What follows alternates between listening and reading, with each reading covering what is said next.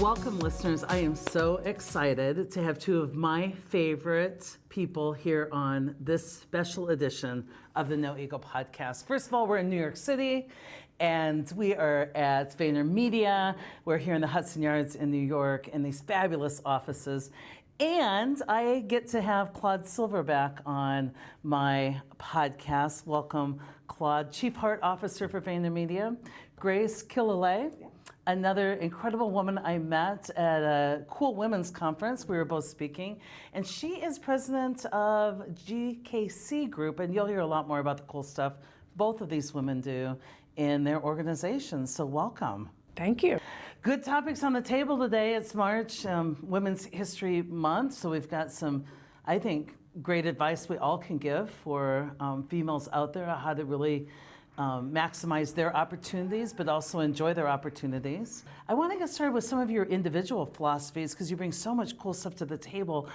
Claude, when I think of you, I just think of heart and culture and climate. When I first met you, it was a little misleading because I'm like, oh, is she one of those that's like total engagement and coddle the people and not hold them accountable? But that's not it at all. You're amazing at the whole heart plus calling you up to greatness. So you want to give just a bit of your philosophy and then we'll get to Grace and her philosophy? I'd love to. Thank you. So I think people sometimes mistake Chief Heart Officer as having a lot of honey and being all oozy-goozy and worker extraordinaire. yada-da-da-da. And in fact, I think of Chief Heart Officer as taking care of all of the heartbeats here. And that means the humanity, the human beings. And that could mean ups, downs, engagements, death, hospitalization, just a bad, bad day. And you need to really be able to have connection with each and every person here to know how they're doing, really how the vibe is here. Like, what is the heart monitor? You know?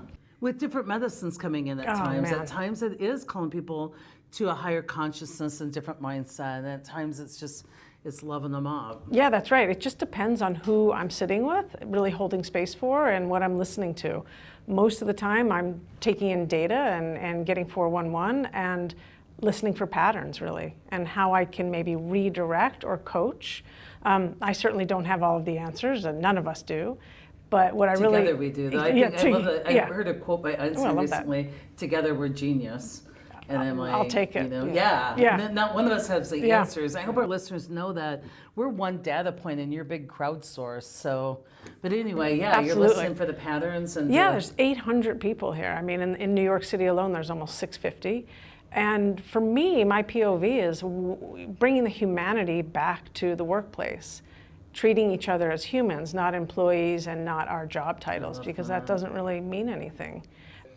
I get misinterpreted at times too because people think I'm like badass, tough love, you know, like people don't see at times that I'm very big hearted. And then when they meet me and they work with me, they get that I'm like super big hearted. And so reality based leadership isn't tough love. I always say reality is tough, leadership's love. Right? Yeah. And sometimes my love for you is helping you move through the world at a higher level of consciousness because if I can help you elevate your frequency, and first I do that by elevating my own, right? And we get you seeing the world from a more expansive view. I don't need answers for you because we've just opened up that part of you that knows answers, knows the truth. It's fun to connect with you often. I hope that we connect a lot, lots more special edition podcasts, because I love the work that you do and how we come at it from different angles, but we really get to similar places. I totally agree. I definitely think we meet in somewhat of the epicenter. Yeah. And I do love, and I need where you come from, quite frankly. It helps me so much. So I'm stoked to be here. Yeah. Should be obvious to listeners by now, I'm a big fan of Claude Silver and VaynerMedia and all that stuff. So speaking of huge hearts, I want to bring Grace into the picture here. So I go to this women's event and a lot of listeners don't know this about me, but I'm an introvert and I get a little nervous, like when you're walking into the green room and people are kind of making a fuss about you if you're a speaker, which is kind of uncomfortable for me. And then lots of times, sometimes you meet some mean girls in the green room. They're kind of full of themselves sometimes back there. That's sort of true. There might be some ego. So imagine my surprise. I'm a little nervous. I walk into this big event, overplanned maybe event. And there's Grace sitting there, and Grace just is no mean girl. You adopted me like minute one. And I love about you, you're such a connector. Like you literally are like, hey, who are you? What do you do? I like you. Let me introduce you to 20 other people that need to know about you. Have you always been that way, Grace, as you talk a little bit about yourself? Yes, and I think it comes from a real joy that comes when I put like-minded people together. So I'm not going to say I connect everyone, but if you've got good mojo, and you do, and I knew it when I saw you, I thought, this is a cool woman. And I'm also building a business and expanding my brand, and why wouldn't I want to share what I have with the belief that, you know, we all sort of rise together. We do rise so I'm a together. big believer in it, and honestly, it's served me really well my whole life. And I have a great tribe and a great network of people, and I'm delighted to share it. And I've been blessed in many ways, and I'm happy to share that with people. So shine the light when you can. What is wonderful about many people I'm meeting in a more modern workplace, and of course we talk about like what's the modern leadership philosophy looks like, what's tomorrow look like, not the past, is we're meeting more and more people who just believe in abundance, and we don't have to have policies and hard rules, and like everybody come and, you know, be mature about things, but we don't have to score keep. And I mean, people are just willing to share and help and see where those connections go. Tell listeners, since they might not know about some of the great work that you've done and what you do bring to the table as far as leadership, and especially some specialty in women's leadership. Thank you, and I'd love to do that. So I spent 35 years in HR. I started in retail, and I ended up the Senior Vice President of Talent for a Fortune 30 company. I ran talent management and recruiting for Comcast when I retired. So it was 1 million resumes a year, Dang. 27,000 hires a year. So and major diversity and skill set. yeah, so there was Comcast. a need for, and again, I ran talent and recruitment, and that had executive search and succession planning, and all that was part of my world. But along the way in my life, I won the lottery, as I like to say, and I was sent to a women's leadership development program at the Center for Creative Leadership about 20 years ago. And I got to facilitate that program for 13 years with hundreds and hundreds of senior women. So at 53, the short version of the story is at 53, I woke up and I said, I'm done running this race. I want to do work, but it's not going to be in this environment. Lovely people, but time for me to branch off.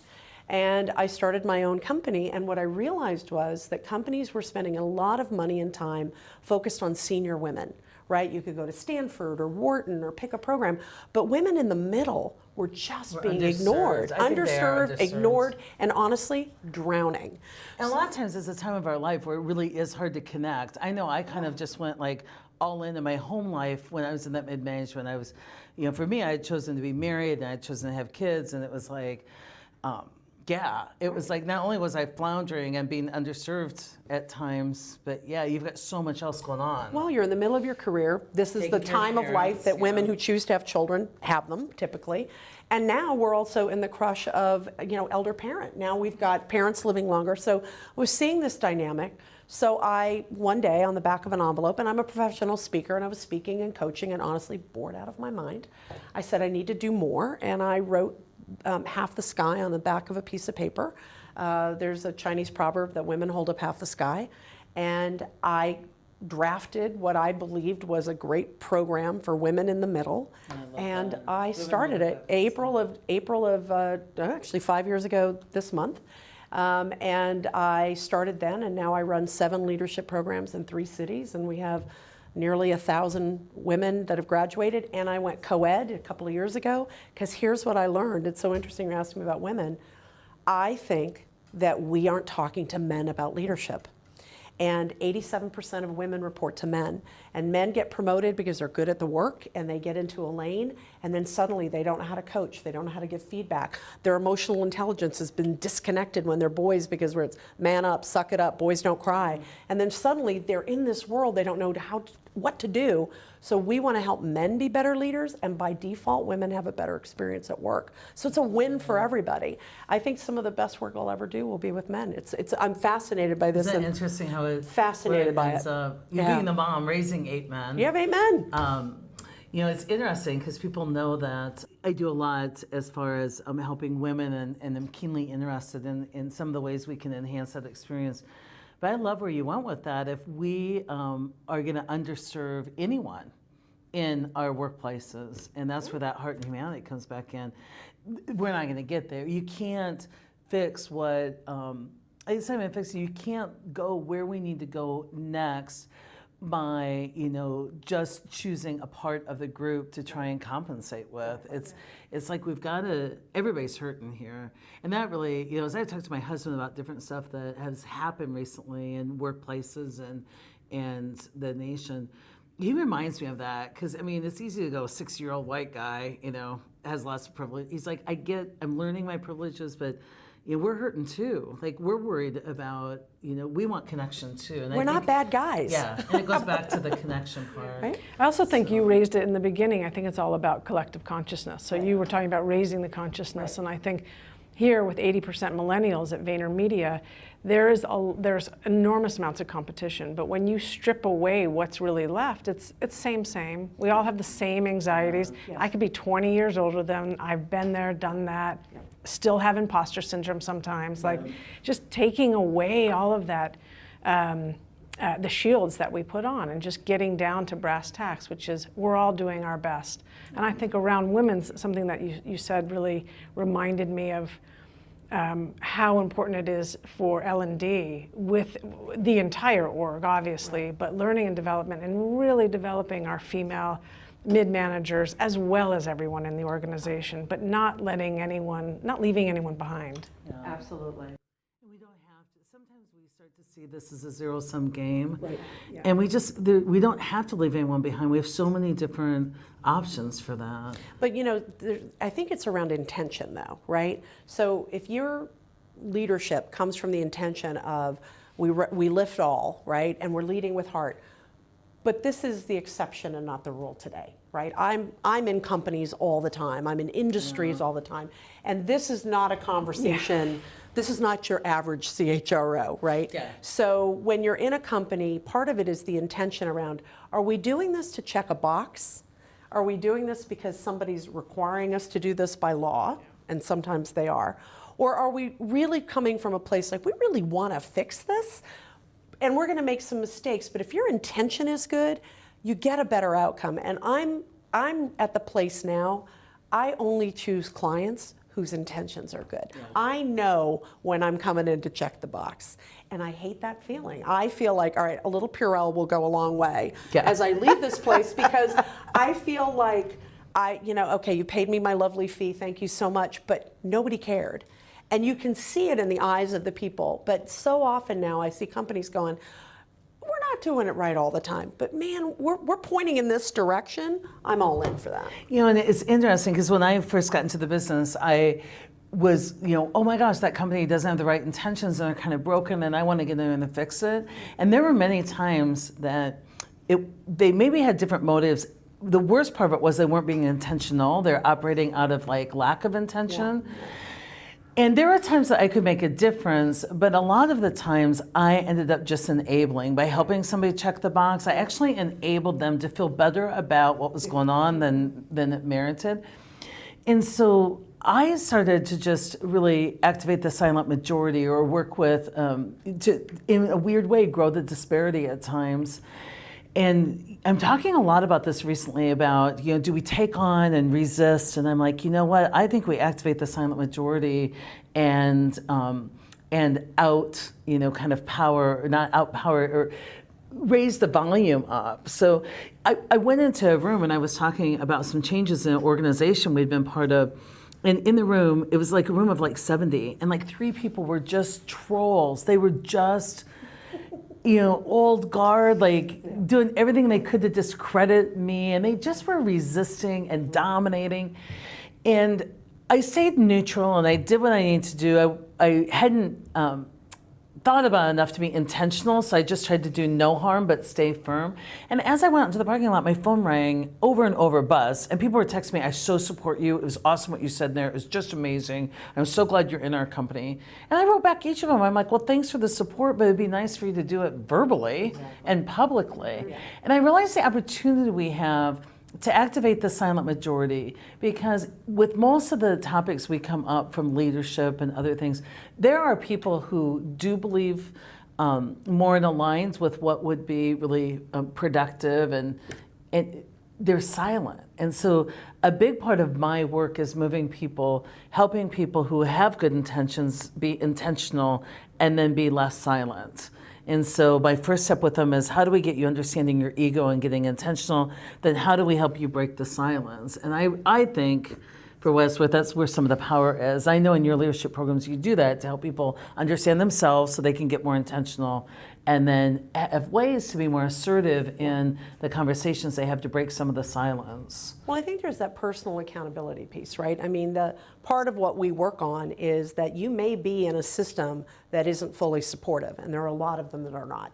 You may have a great company and maybe a crappy boss right now. How do you navigate in that reality? But how do you show up your best self? Because you get to decide whether you're going to speak up, raise your hand. But I also think there's an interesting thing that happened with the whole Me Too movement, and I know I don't want to go too far down this rabbit hole, but my phone started ringing off the hook because people wanted me to come up and do sexual harassment training. I said, thank you, but no thank you. I was doing that in the 80s. Literally in the 1980s I was doing this, and I said, that's not the issue, right? It's, are you, I always say that, making budget covers a multitude of sins in companies. We allow people to be bad actors because they make you a lot of money. And if that's your culture, there's no amount of sexual harassment training that's going to fix that. When you're starting to say, regardless of how successful you've been for us in terms of revenue, you aren't worth it to us, that's the company that's going to change the narrative. But the women that work in those organizations, or the women that we work with, is how do you own your power inside a system that may not be fully supportive? Yeah. And that today is the majority of women. There are really good companies out there that are well-intended, lots of them. But there are broken parts everywhere. And how do you show up when it's not perfect? Yeah. How do you show up in an environment that's hard, or that may not necessarily even know that they're not developing their women, or folk, gee, we haven't promoted a woman here in 5 years and nobody notices, except for the women going, you aren't promoting any women. And that's why I think, we're talking about it from different levels. Any problem in an organization, if you're in the C-suite, you get to really listen, and you have an obligation to protect that heartbeat, right? And remove if there's cancer or whatever. And I think then from each position, each place that people are, there's tips and coaching techniques that we can give them on how they say in integrity, but avoid some of the mistakes people do where they go from like silence to violence, or where they, and for me, it's connecting first with you and moving beyond ego, and then connecting with other humans on a human level. And a lot of people want to know like what to do to change the other person. And that's like the number one question I get. So how can I make him or her do something different? Well, how do you answer that? Like, I would like to hear from each of you. Like, when people come and they're like, so they're, I have this boss, or I have this colleague, and how can I make them different? That's the number one question I get. What approaches do you take with that, Claude? Well, first and foremost, self-awareness 101. It all starts from there. And I think if we are cultivating a sense of belonging and connection at the base, at the soil bed, I think that allows people to bring their whole selves to work, and thus have a sense of self-awareness. The blame game ain't going to go anywhere. It's certainly not going to go anywhere here. And I don't hear it that often. I'm very lucky, but people want to play the spot it, you got it game, but backwards. Right. And we know that spot it, you got it most of the time means if I'm talking smack about that person, I probably don't like that inside myself. Yeah, exactly. I'm projecting. Right. So how, again, I talk about holding space a lot, because that's where you're just non-judgment and let it come out, whatever's going to come out. But it's really, how do I hold space and reflect back to an employee what I'm hearing in a way that's not going to slash and burn them. That's right. Not the point, but really pointing out where they are lacking self-awareness, because it is about them. It's not about that. It's not about their manager. I can deal with their manager, but it's really about where they're coming from, and are they able to come from a place of somewhat of non-judgment because they're safe. Yeah. Like, safety means we'll work the this world. through. We will work this through. You're not going to get fired from reporting someone to me. And you're also not going to get fired for losing a client. Yeah. But we have a specific culture where, and I recognize that that's very different. But if we are creating a place where people feel physically and psychologically safe here, I feel like, gosh, that just saves so much time. It really does. And what I love about what you're doing in that example is, the ultimate ego bypass, getting out of the judgment, is that self-reflection. And that self-reflection is really the ultimate kind of drama diffuser. Because if there is let's say there is something where a boss could do something more effectively, when you bring it clouded with all the story and they do this on purpose and they're out to get me, when you just strip that away, it either comes down to one of two things. After I lose my story, I either don't prefer it, I don't like it, and then it's not the boss is bad, I just have a request and the boss can meet it, or it's just a simple issue where it's like, I'm not on that email list, or the roles aren't clear.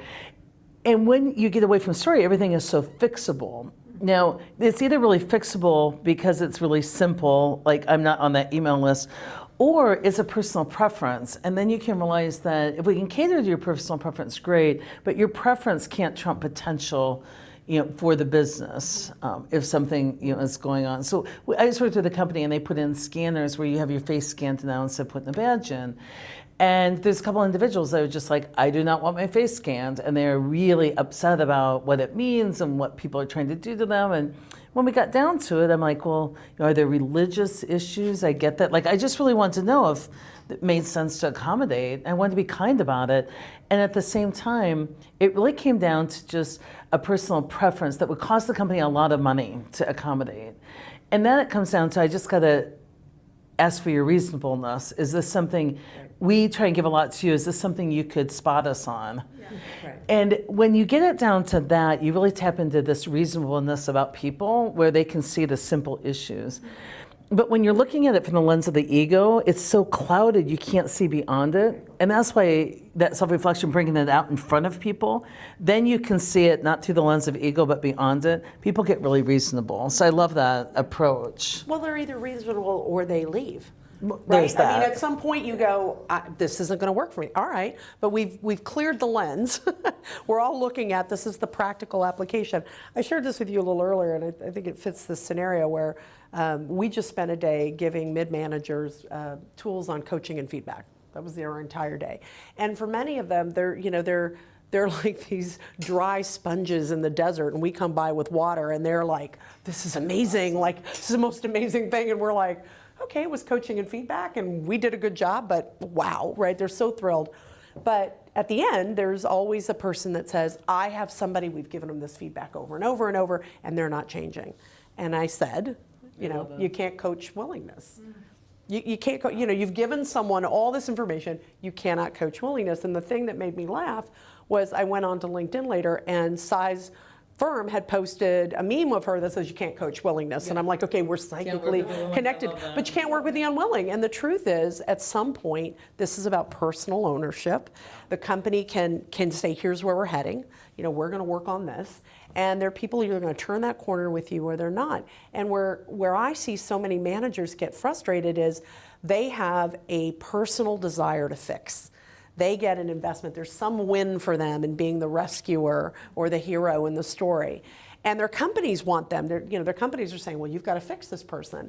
When those things collide, you spend a lot of time and energy, right, jumping in the water for somebody who doesn't want to be saved. Which is so true. And a lot of times when we talk about safe cultures, we believe it's like the leadership's job to like overreach and make things safe.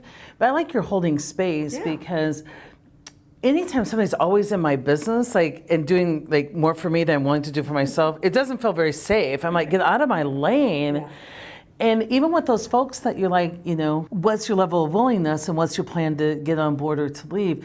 You're giving them a safe way to work that out.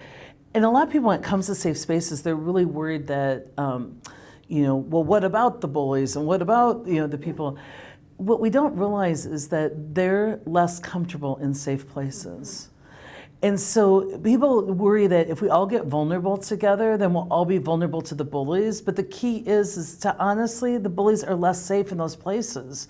Because if you come with somebody who just really is upset, and as a therapist this would happen, where they just were blaming the world and blaming me and mad at everything, and I just would hold space for them to be safe, like they were about to get in touch with what's really going on, and a lot of them will bolt. Like a lot of them are like, I'm not gonna, but if I feed into it, then I can, or try and save it. It actually feeds the bullyism. I believe that if you've got some bullies in your workplace, you've got enablers to that, and you have feeders to that. And so it's just interesting. I love the whole safety concept. Part of being safe is having good boundaries. And one of my boundaries is I'm only going to work with the willing. Buy-in is a verb. I can't buy you in. Right. I love that. I love that as well. And I wholeheartedly agree. And I think companies that shift, that mind shift, because then it becomes, well, you didn't do these 4 tasks, so we're going to put you on a performance management plan. And it's all about the negative and the you know, the shredding of the relationship versus being able to honestly say, look, you're perfectly capable, but you're not doing it. This is a real conversation we don't know how to have in companies.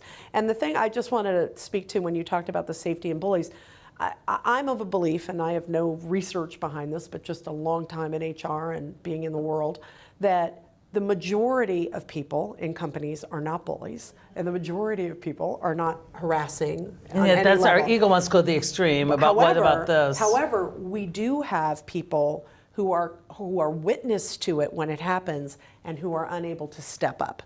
And that's what you're talking about, right? Creating a place where men and women will just, not that it's just happened to me, but you know, this person is really abusive in their language, or have you read these emails? And how do we allow people to lift their heads and say, this is not okay? I am very proud of the career that I had of being a truth teller.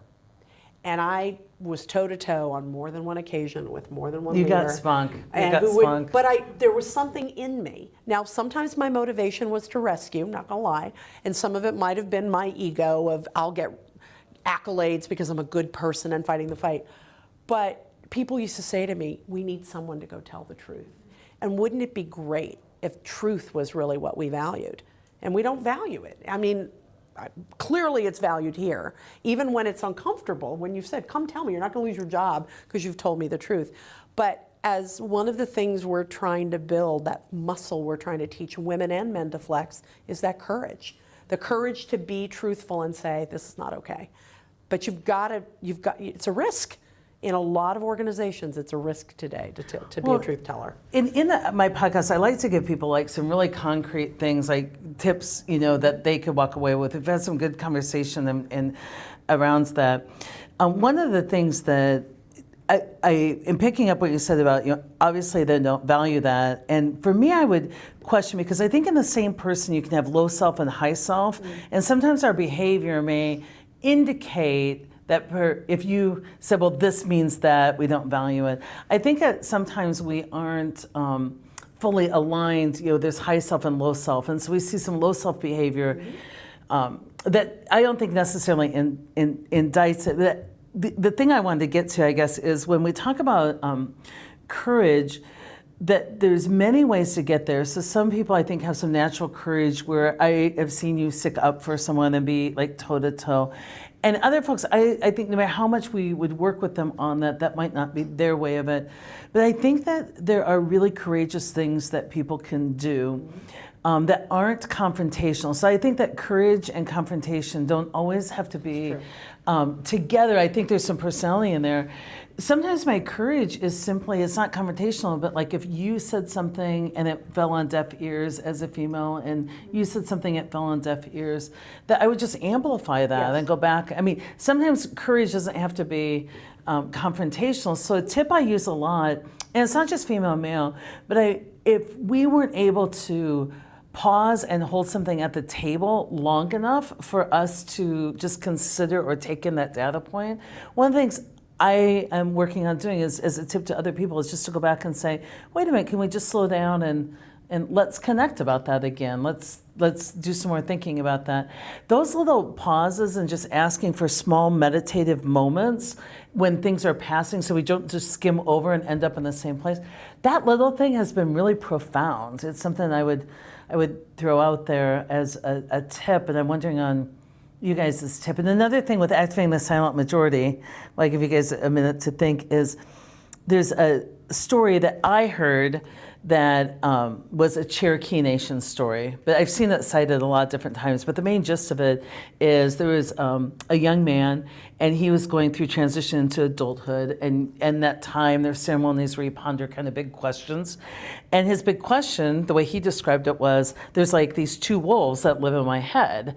And they're very much in battle. It's like if I had to describe my dilemma right now, there's one wolf who's kind and loving and loyal and, cuddly and just, a good companion. And there's this other wolf that is mean and jealous and aggressive. And his question was, given those two beings in his head, which one would win? He goes, they fight all the time, which one would win? And the answer from the elder was, whichever one you feed. And so that has struck me. I put that in my second book and attributed it to, I think, Cherokee, but that has struck me right now because there's a lot of things that I'll get in a tug of war with people about. And I'm just trying to use my energy in a way where I drop my end of the tug of war rope, but I feed what I want to manifest or what I want to see. And my ego gets so tempting to abandon that and go fight again. And so it's just, I don't know, I'm playing with this. So I throw that out there as a tip too, that you don't always have to go take on the resistor or the minority. You can activate the silent majority, or you can grow whatever you feed, and just making sure that we're feeding and illustrating things. So I would just put that out there as some tips. You guys have some tips as we start to wrap up a little bit for the person who does want to more often than not align with courage and truth and what our core values are of respect and inclusivity and safe places and heart. Yeah.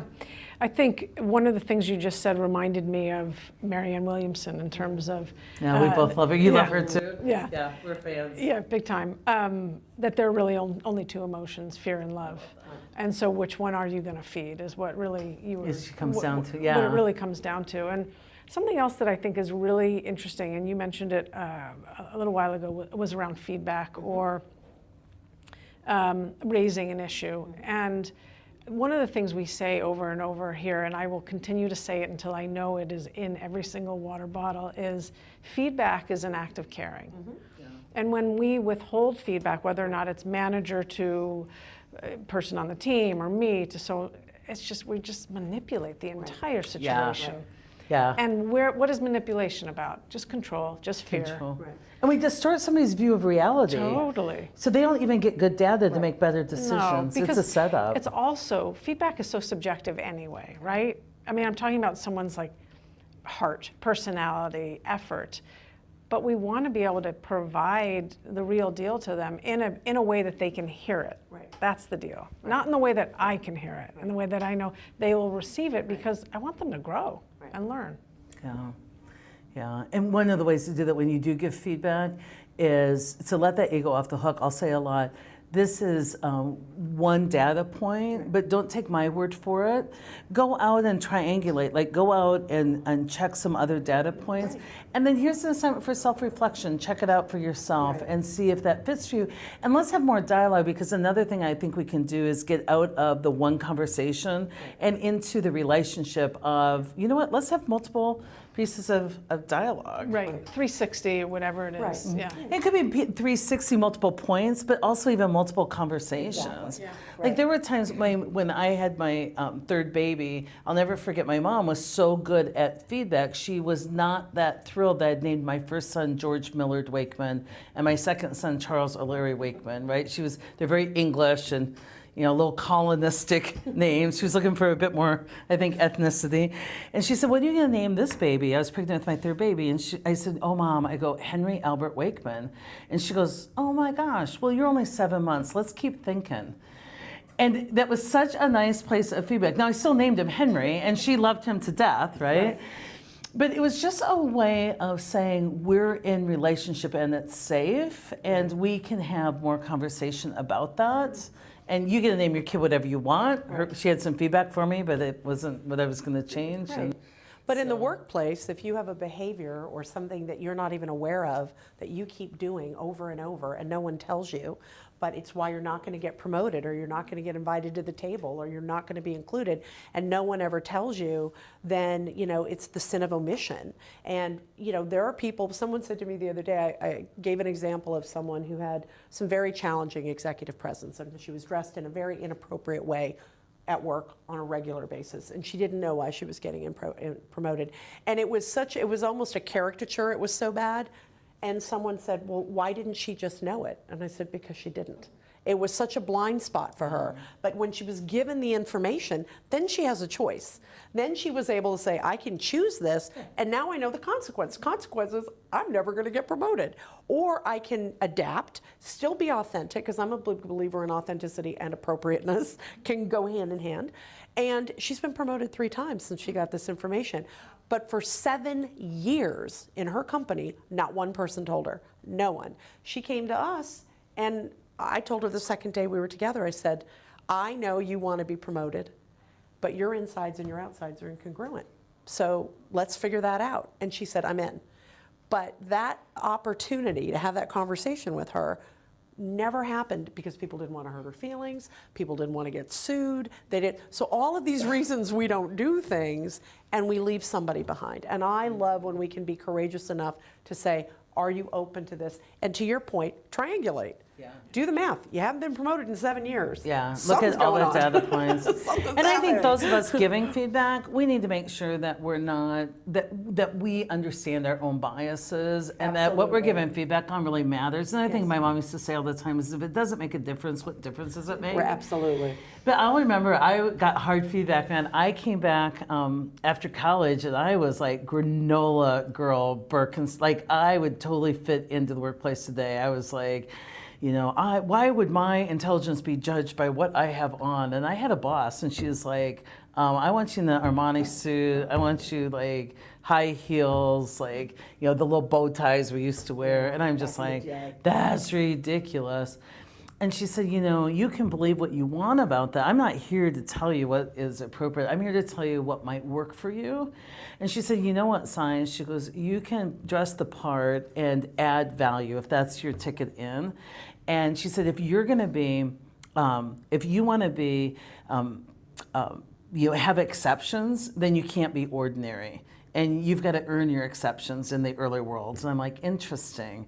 Once now, I could walk into that same place dressed in my pajamas and I've earned my value and they could be like, I don't care, sign. Now, thank God the world's eased up, right? Right. That I think that organization, like last year, let people come to work without pantyhose on. But I don't agree with the dress code to this day. Right. But I had to really, it's like, take a look at that if I want some of these special privileges, then I need to make sure I'm being, extraordinary in some other ways. And I was mad about that because I thought, the world should just take us at face value. And you know what? That's a cool world that does. And I want to ease up on all dress codes everywhere, although being appropriate at work. And it was like, but I remember me being that person. I was mad that they wanted me to dress like a clone of the rest of them. But I had to ask myself, would I rather be right or successful in that moment? And it really wasn't giving up that much of my identity, to come in and comply. So I really had to learn to work through a lot of that with myself. And what the funny thing is I wanted a nose piercing so bad in the 80s, and I even petitioned to HR, and I wanted a nose piercing. I was so mad I couldn't get one. And that same HR rep, she retired recently. I went to her party, and she goes, well, Sai, she goes, why didn't you ever get a nose piercing? And I'm like, I'm right. I always wanted one of those. And she goes, you fought me for 3 years for a nose piercing. You're in business for yourself, and you don't have your nose pierced. Like, what happened? Was it really that big a deal? And it wasn't. It was a deal that I could just take on authority, all ego, all, it wasn't that big a deal. Or I would have one right now, right? It's like, because I used to write my own dress code. But we digress. I don't know how much of that is useful to our leaders.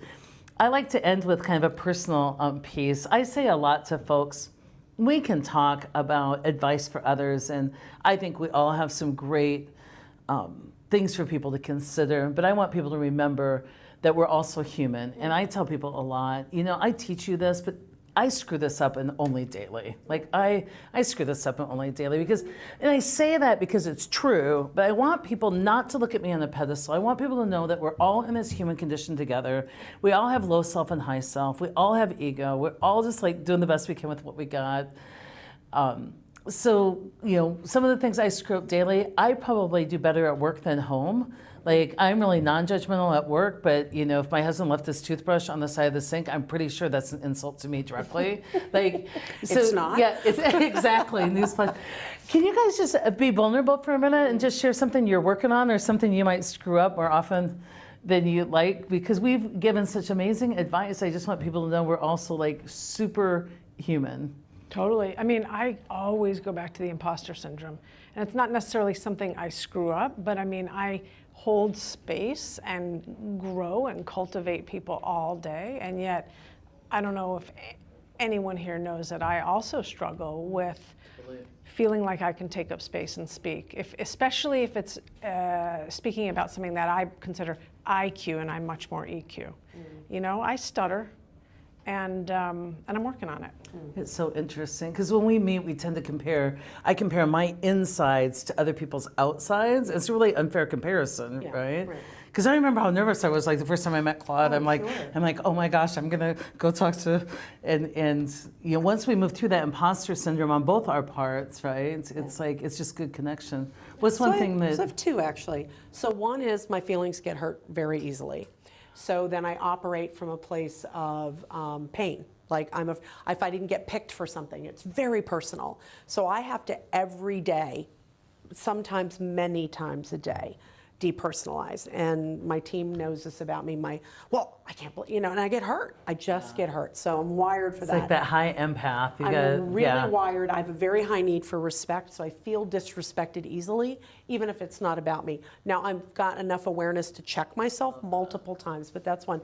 And the other is I really struggle with being in my physical space. And because I'm at my heaviest I've been at a long time, that I've been 400 pounds and I've been 180 pounds in my adult life. And I'm on the higher end. I'm not near 400, but I'm on the higher end that I've been in a couple of years. And every day I have to push a hell no button when I start to feel like, well, I'm going to be the biggest person in the room, and oh my God. That stuff is so old, I can relate to that. And how many pairs of Spanx do I have to wear, and how am I going to look in the podcast today, and oh my God, they're taking pictures. Because what that does is it makes me want to play small. And instead, I have to tell myself every day, you're going to show up this body, this person. I'm almost 60, 59, going on 60. And, you know, society tells me, you know, there's no value for you. You're old and you're fat. And so every day I have to get up, and sometimes multiple times a day. You know, my theme is, if you can't hide it, decorate it, right? So I'll decorate it. Here I am, right? This is how I get through our life. necklaces. But, hence the jewelry and the sparkle. But it doesn't mean I'm not afraid, and it doesn't mean I don't feel. So I tell people all the time, you can look confident, you don't have to feel confident. I mean, I fake it till I make it pretty much every day. And I wanted to share that because I think it gets unsaid, and I know people will watch this, and there's always judgment about externals. So here it is. And I would rather show up and be here in this space with you and you in this body than be home afraid because I didn't fit somebody's mold of perfection. Absolutely. That's a whole another groovy podcast, but I relate to that. When I first made this and so vulnerable to say, I'm going to just let people document. We're going to put tons of video out there. And you know, every once in a while, like my bra straps hanging out, and my team was like, we're publishing this great content. And it'll be like the highest rating because nobody cares. But I would tell you, after watching my video, it like broke me of the habit because I would be so self-critical. And then I produce so much content now that I just don't have the energy anymore for like, it's like, I don't have time for that today. So just put it out there. But I think that is so true. And, but you know, I look back at pictures when I was thinner. I look back at pictures when I was heavier. I'm not sure I felt any less imposter syndrome or any. Exactly. So we're so funny about that. Right, the happy. And I look at young women, and I'll look at the packet. You look at the body, the external, and we don't know what she's walking through, or young men. And we are so click to go, oh, you have it easy, or this has worked for you. So I think when you can talk about that and just say, this is real for me, and I pushed the hell no button and I showed up anyway, I think it really changed, because that becomes love the your decision. hell no button. Yeah. Right, but that becomes the decision. I'm going to move through my day. And everybody's got whatever their Here I deal am. is, Right, that they have to exactly. push the hell no, I'm not going to let this stop me. I think that's Yeah. such a great place to end the podcast. I always give an assignment. I want you guys to listen in to what holds you back. Yeah. And you don't have to do 10 years of therapy. You don't have to figure it out. You don't have to cure it. You don't have to become your perfect weight. Why not, in the meantime, just push the hell no button and say, I'm going to contribute anyway, and bring all of that into the workplace and at home. I set a goal last year, being an introvert, that I was going to connect and network more, really just not just show up and leave. Like I would actually talk to the other person in the green room, or I actually would.